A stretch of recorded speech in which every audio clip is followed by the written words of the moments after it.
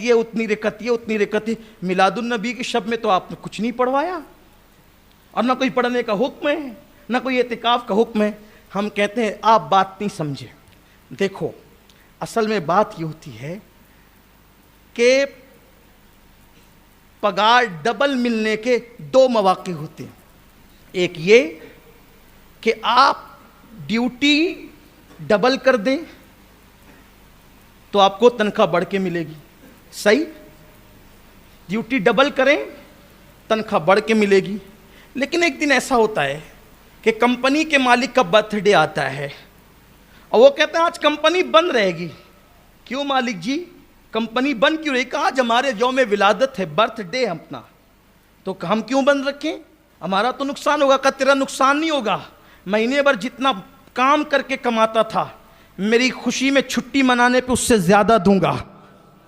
तो शबे कद्र double duty की तनख्वाह है, और शबे मिलाद बादशाह की यौम विलादत पर जैसे काम बंद करके भी दिया जाता है।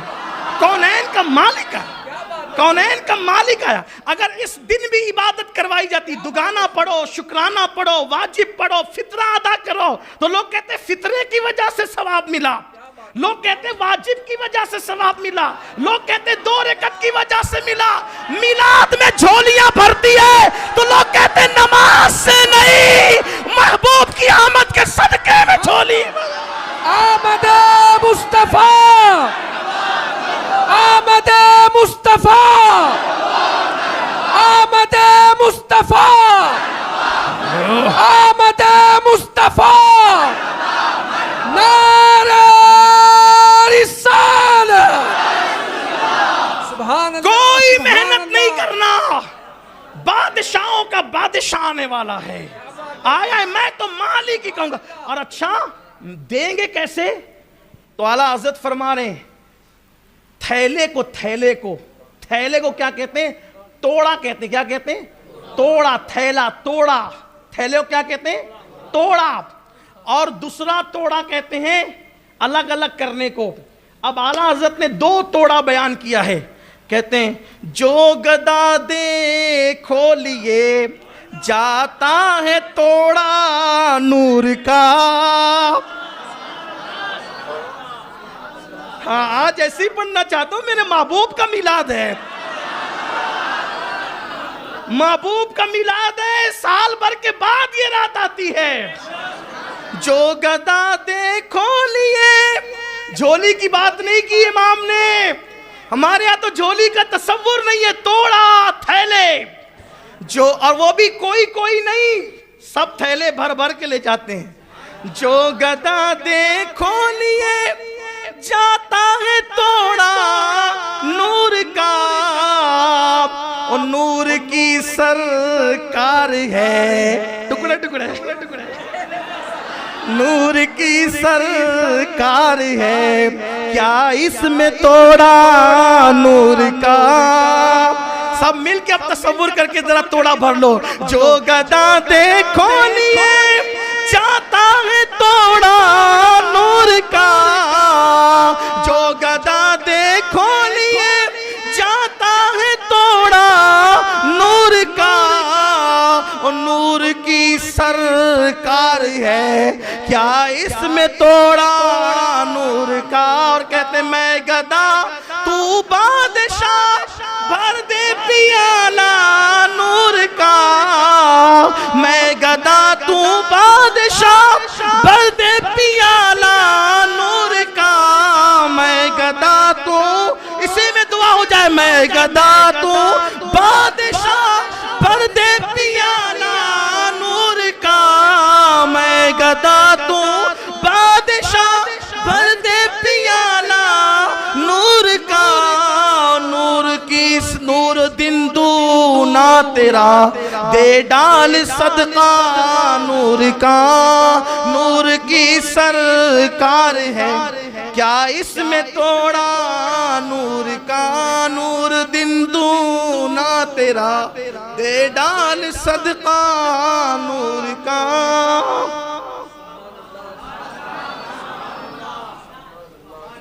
اللہ کا حکم ہے سب فرشتے زمین پر آئیں، سب زمین پر آئے، خدمت کے لیے سب کھڑے ہیں۔ سیدہ آمنہ خاتون کہتی ہیں سرے شام سے آمنہ کے آنگن میں، سرے شام سے آمنہ کے آنگن میں فرشتوں کا پیرا ہے۔ جس کے آنگن میں فرشتوں کا پیرا ہوتا ہے اس گھر کے اندر روا روٹ مچتی ہے، رونا دھونا مچتا ہے۔ کیوں؟ اس لیے کہ فرشتے آتے ہیں رلانے کے لیے، لیکن آمنہ خاتون کا وہ گھر ہے جہاں پر فرشتے کسی کی آمد پر آئے ہیں، اور کیسے کیسے فرشتے، جبریل جیسا، میکائیل جیسا، ایسے فرشتے بھی آئے ہیں کہ جو کبھی اس سے پہلے زمین پر نہ آئے تھے۔ اس جلوے جہاں آرا کو، اس روح کائنات کو، اس جان کائنات کو، اس سید البشر کو، اس افضل البشر کو دیکھنے کے لیے، ایک جھلک دیکھنے کے لیے آئے ہیں۔ لیکن ایک جھلک دیکھنے کی تاب نہیں عالم میں، ایک جھلک دیکھنے کی تاب نہیں عالم میں۔ وہ اگر جلوہ کرے کون تماشائی ہو، وہ اگر جلوہ کریں کون تماشائی ہو۔ اللہ اکبر۔ آمنہ خاتون فرماتی ہیں اللہ اللہ، قدرت کا نقیب آواز دے رہا ہے، اعلان ہو رہا ہے، ہزاروں سال سے انتظار کرنے والوں، اب وہ ساعت سعید قریب آ گئی، اب وہ گھڑیاں قریب آ گئی کہ وہ شہ والا پردے سے باہر آنے والا ہے، وہ زمین پہ قدم رنجا ہونے والا ہے۔ وہ آئے گا، آ کر کے بیواؤں کو سہاگن بنائے گا۔ وہ آئے گا یتیموں کو، وہ یتیموں کا والی بن کر آئے گا۔ وہ آئے گا، وہ جاہلوں کو زیور علم عطا کرے گا۔ وہ آئے گا، وہ غلاموں کو کعبے کی چھت پہ چڑھائے گا۔ وہ آئے گا، اپنے حصے کا کھانا غریبوں کو کھلائے گا۔ وہ بھوکوں کا پیٹ بھرے گا، وہ یتیموں کی پرورش کرے گا، وہ بیٹیوں کو زندہ دفن ہونے سے روک دے گا۔